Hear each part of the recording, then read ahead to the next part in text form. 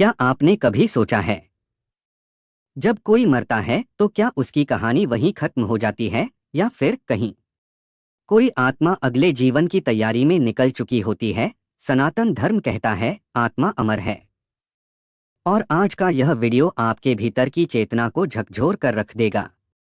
जानिए क्या है पुनर्जन्म का रहस्य, आत्मा कैसे जन्मों का सफर तय करती है और कैसे आपके आज के कर्म आपके अगले जन्म की तस्वीर बना रहे हैं।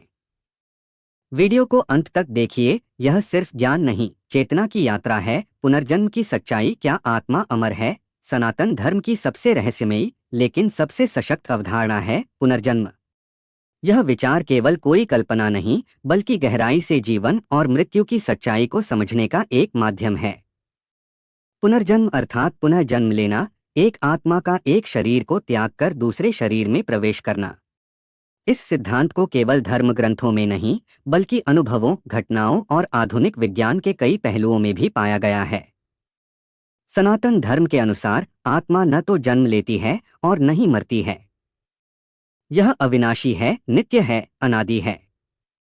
जब शरीर मरता है तो आत्मा उस शरीर को त्याग कर किसी अन्य शरीर में प्रवेश करती है, अपने कर्मों के अनुसार। यही चक्र जन्म और पुनर्जन्म कहलाता है। भगवद गीता में भगवान श्री कृष्ण अर्जुन से कहते हैं, न जायते म्रियते वा कदाचिन्नाय भूत्वा भविता वा न भूयः अजो नित्यः शाश्वतोऽयं पुराणोन हन्यते हन्यमाने शरीरे। अर्थात आत्मा न कभी जन्म लेती है न मरती है। यह नित्य है, पुरातन है और शरीर के नष्ट होने पर भी इसका विनाश नहीं होता। अब प्रश्न उठता है, क्या आत्मा सचमुच अमर है? और यदि हाँ, तो पुनर्जन्म का प्रमाण क्या है? यह प्रश्न केवल आज का नहीं, युगों से उठता आया है। वेदों, उपनिषदों, पुराणों, महाभारत और रामायण जैसे ग्रंथों में पुनर्जन्म के अनेक प्रमाण मिलते हैं। गीता में श्री कृष्ण कहते हैं, मैंने कई जन्म लिए हैं, तुमने भी, परंतु तुम उन्हें नहीं जानते, मैं जानता हूँ। यह वाक्य हमें यह समझाता है कि आत्मा अज्ञानी होने पर अपने पिछले जन्मों को नहीं जानती, परंतु वह जन्म लेती रहती है।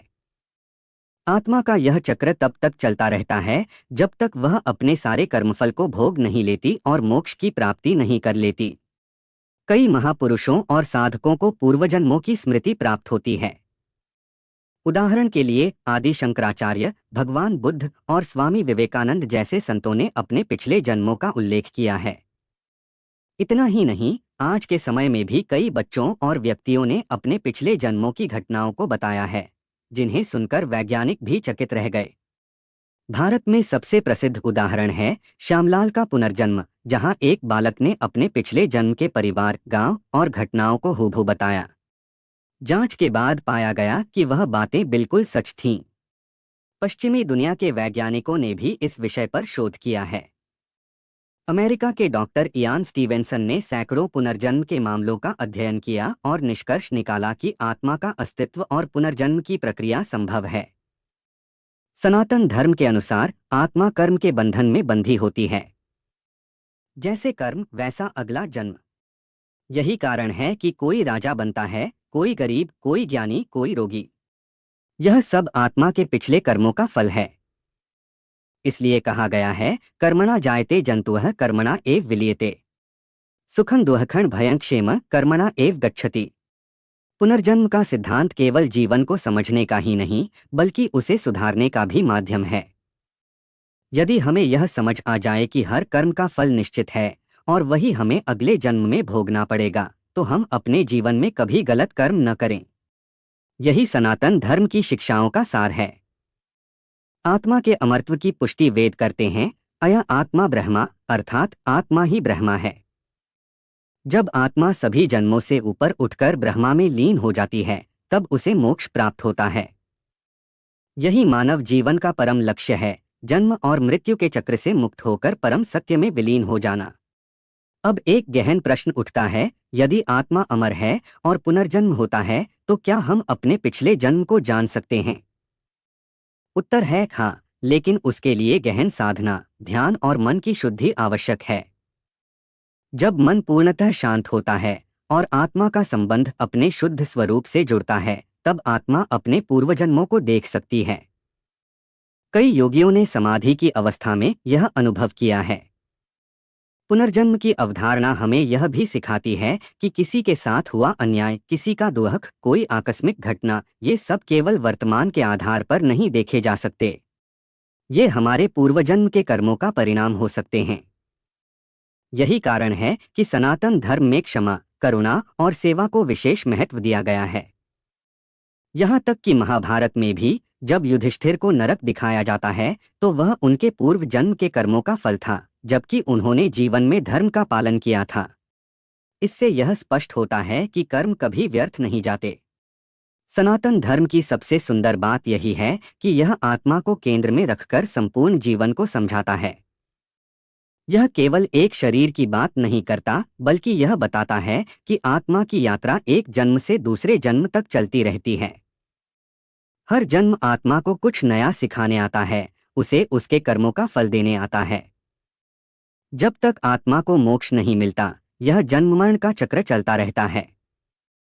और मोक्ष तभी संभव है जब आत्मा सच्चे ज्ञान, भक्ति और सेवा के मार्ग पर चलकर अपने असली स्वरूप को पहचान ले।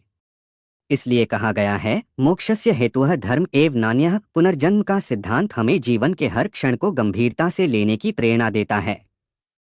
यह हमें सिखाता है कि कोई भी कर्म छोटा या बड़ा नहीं होता। हर विचार, हर भावना, हर क्रिया हमारे भविष्य को तय करती है, चाहे वह भविष्य इस जन्म का हो या अगले जन्म का। सनातन धर्म की शिक्षाएं आत्मा की अमरता, कर्म का सिद्धांत और पुनर्जन्म की सच्चाई को एक दिव्य सूत्र में जोड़ती हैं। यही कारण है कि यह धर्म लाखों वर्षों से अक्षुण्ण है और आज भी लोगों के हृदय को छूता है। पुनर्जन्म कोई मिथक नहीं, बल्कि एक चेतावनी है। अपने जीवन को सार्थक बनाओ, क्योंकि तुम्हारा आज का हर कर्म तुम्हारे कल की दिशा तय करेगा। आइए इस जीवन को एक अवसर की तरह देखें, आत्मा की यात्रा को समझें, अपने कर्मों को शुद्ध करें और इस जन्म में ही मोक्ष की ओर अग्रसर हों। यही सनातन धर्म का संदेश है, यही आत्मा की अमरता की सच्ची पहचान है। हम सब ने बचपन से ही पुनर्जन्म की कहानियां सुनी हैं। कई धर्मों और संस्कृतियों में यह माना जाता है कि आत्मा अमर होती है और शरीर छोड़कर फिर नए रूप में जन्म लेती है। लेकिन क्या यह केवल विश्वास है या इसके पीछे कोई सच्चाई भी है? आज मैं आपको एक ऐसी असाधारण कहानी बताने जा रहा हूं जिसने पुनर्जन्म की अवधारणा को वास्तविकता का रूप दिया। यह कहानी है एक बच्चे की जिसका नाम था रवि। रवि का जन्म एक छोटे से गांव में हुआ था। बचपन से ही रवि में कुछ खास था, उसकी बातें और यादें सामान्य बच्चों से बिल्कुल अलग थीं। जब वह केवल 3 साल का था, तब उसने अपने माता पिता से ऐसे बातें की जो किसी छोटे बच्चे की समझ से परे थीं।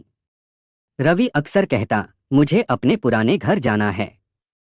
वहाँ मेरे माँ बाप हैं, लेकिन उसके असली माता पिता वहीं थे जहाँ वह रहता था। जब उसके माता पिता ने इसका कारण पूछा तो रवि ने एक अनजान गांव, एक परिवार और वहां की रोजमर्रा की बातें बताईं जो उसके वर्तमान जीवन से बिल्कुल मेल नहीं खाती थीं। रवि ने अपने पिछले जीवन के बारे में जो बातें बताईं, उन्हें उसके माता पिता ने धीरे धीरे सर्च किया। उन्होंने पता लगाया कि जिस गांव और परिवार का जिक्र रवि करता था, वह सच में कहीं मौजूद था।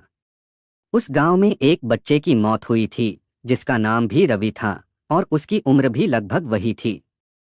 सबसे चौंकाने वाली बात यह थी कि रवि के नए जीवन के माता पिता के साथ उसके पुराने जीवन के माता पिता ने भी उसका नाम और कई बातें मिलाई। रवि ने पिछले जीवन के अपने परिवार के कुछ गुप्त और निजी रहस्यों को भी सटीक बताया जो सामान्य ज्ञान से बाहर थे।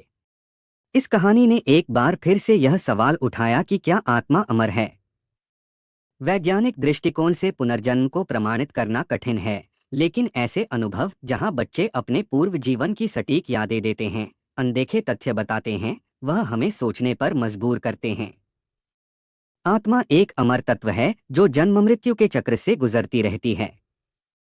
जब शरीर समाप्त हो जाता है, तब आत्मा एक नई काया में प्रवेश करती है। यह यात्रा कर्मों के अनुसार होती है और यही पुनर्जन्म की सच्चाई है। रवि की यह कहानी पुनर्जन्म की वास्तविकता को सिद्ध करती है। यह हमें विश्वास दिलाती है कि जीवन केवल इस शरीर तक सीमित नहीं है। आत्मा अमर है और उसकी यात्रा निरंतर चलती रहती है। हमें अपने कर्मों पर ध्यान देना चाहिए क्योंकि वही हमारे अगले जीवन को निर्धारित करते हैं। तो दोस्तों, अब जब आप जान चुके हैं कि आत्मा अमर है और जीवन केवल एक पड़ाव है उस अनंत यात्रा का, तो क्या अब आप अपने कर्मों को हल्के में लेंगे या हर पल को एक आध्यात्मिक अवसर मानेंगे? यदि यह वीडियो आपके भीतर हलचल पैदा कर सका हो तो इसे लाइक करें, कमेंट में नमः शिवाय लिखें और इस दिव्य संदेश को ज्यादा से ज्यादा लोगों तक शेयर करें। मिलते हैं अगली बार एक और सनातनी रहस्य के साथ। जय श्री राम।